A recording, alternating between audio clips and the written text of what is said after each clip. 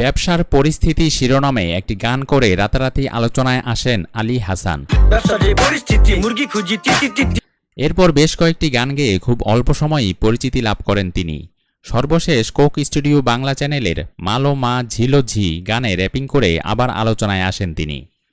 একটি টিভি চ্যানেলের অনুষ্ঠানে অতিথি হিসেবে হাজির হয়ে আলী বলেন, গান বাজনার টাকা হারাম, এত হাদিস চলবে না, যেটা হারাম হারামি।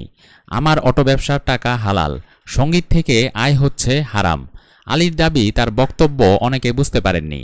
গায়কের ভাষ্য, আসলে আমি বলতে চেয়েছি গানে যে বাদ্যবাজনা ব্যবহার করা হয় সেটা আমাদের ইসলামে নেই, সেই কাজগুলো ছেড়ে দিতে চাই। পুরো ইন্টারভিউটা দেখলে আপনারা হয়তো আমার মনের কথাটা বুঝতে পারবেন। ছোট একটি ক্লিপস দেখে কাউকে বিচার করাটা ঠিক না। যদি আমার অসৎ কোনো উদ্দেশ্য থাকতো তাহলে এ বিষয়ে আমি কথা বলতাম না। গান বাজনা ছেড়ে দিলেও মিডিয়ায় থাকবেন জানিয়ে এই গায়ক বলেন, গান ছেড়ে দিলেও মিডিয়ায় থাকব। ভবিষ্যতে ইসলামী সঙ্গীতের সঙ্গে যুক্ত থাকার ইচ্ছা আছে আমার। এখন গান ও অটো ব্যবসা দুটো মিলিয়েই চলছি। ধীরে ধীরে গান থেকে সরে আসব। বর্তমানে বেশ কটি গানের কাজ হাতে রয়েছে, সেগুলো শেষ করে গান ছেড়ে দেওয়ার ইচ্ছা আছে। আমার শেষ গানের শিরোনাম হবে ইসলাম।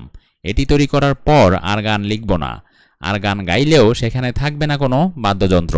এরকম মিডিয়া রিলেটেড নিত্য নতুন তথ্য পেতে আমাদের ফেসবুক পেজটি ফলো দিয়ে রাখবেন এবং ইউটিউব চ্যানেলটি সাবস্ক্রাইব করে রাখবেন। আর আমাদের ভিডিওটি ভালো লেগে থাকলে অবশ্যই লাইক, কমেন্ট, শেয়ার করতে ভুলবেন না কিন্তু। ধন্যবাদ সবাইকে।